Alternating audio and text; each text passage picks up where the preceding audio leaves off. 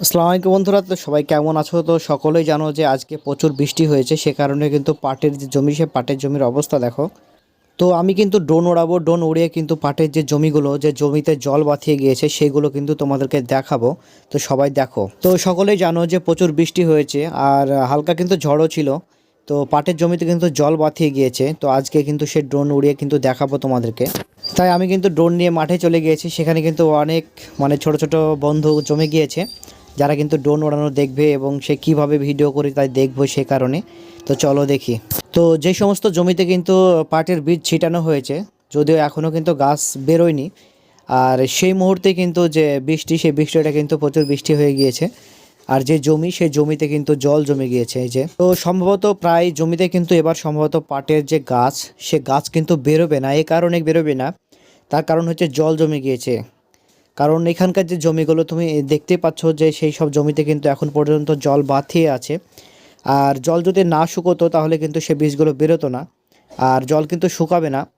আর তারপরে কিন্তু আবহাওয়াটা ঠান্ডা আছে, কারণ প্রচণ্ড রোদ হলে হয়তো জলগুলো শুকিয়ে যেত, তাহলে কিন্তু গাছ বেরোতো। এখনও মনে হয় শুকাবে না। আর সে কারণে কিন্তু সে পাটের যে জমির, সেই জমির গাছ কিন্তু এখন পর্যন্ত বেরোবে না। কারণ এতটা পরিমাণে যে জল জমে আছে দেখো, প্রত্যেকটা জমির কিন্তু বোঝা যাচ্ছে এই যে কিভাবে গাছ বেরোবে। সম্ভবত বেরোবে না। তারপরে ল্যাটা, বিশেষ করে যে সমস্ত জমিগুলো ল্যাটাতে আছে তাদের তো পাট বেরোনোর কোনো গল্পই নেই।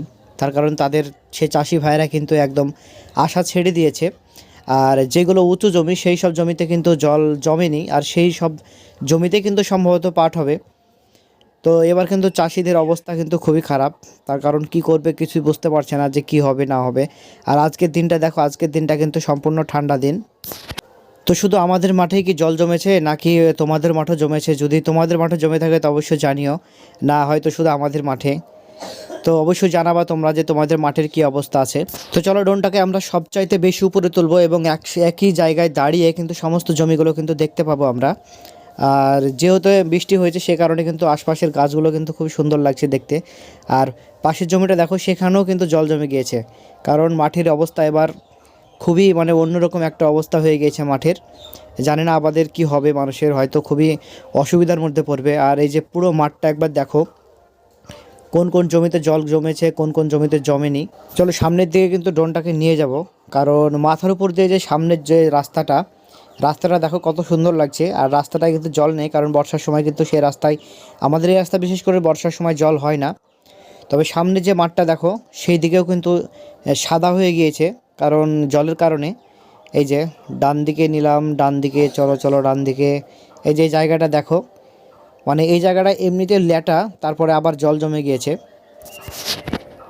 এখান থেকে দেখো সম্পূর্ণ মাঠটা কিন্তু আমরা দেখতে পাচ্ছি। আর সম্পূর্ণ মাঠে কিন্তু একই অবস্থা, যে প্রত্যেকটা জমিতে কিন্তু জল জমে গিয়েছে। কারণ পাটের যে কি অবস্থা হবে না হবে তোমরা ভালোই বুঝতে পারছো। আর যে সমস্ত জমিতে জল বাঁধিয়েছে, আর এইরকম যদি কোনো জায়গায় হয়ে থাকে তো অবশ্যই আমাকে জানাবে। আর সেখানে কিন্তু আমি ড্রোন উড়াবো এবং সেখানকার ভিডিওটা করব।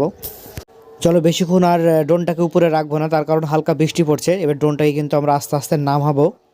তো পাশের যে রাস্তাটা দেখো, রাস্তাটা কিন্তু খুব সুন্দর লাগছে, তার কারণ দুপুর থেকে, সে কারণে মনে হচ্ছে যেন কোনো একটা দাগ কাটা আছে, সে এমনটাই মনে হচ্ছে। আর পাশেই যে পটলের যে জমিগুলো, পটলের জমিগুলো দেখো, সেগুলো কিন্তু খুব সুন্দর লাগছে, একদম লাইন হয়ে আছে, খুবই সুন্দর লাগছে।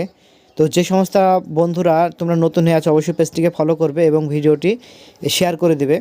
তো আবার দেখা হবে কোনো একটা ভিডিওতে। তো সবাই ভালো থাকবে, সুস্থ থাকবে, আর এরকম প্রতিনিয়ত ভিডিও পেতে অবশ্যই পেজটিকে ফলো করবে।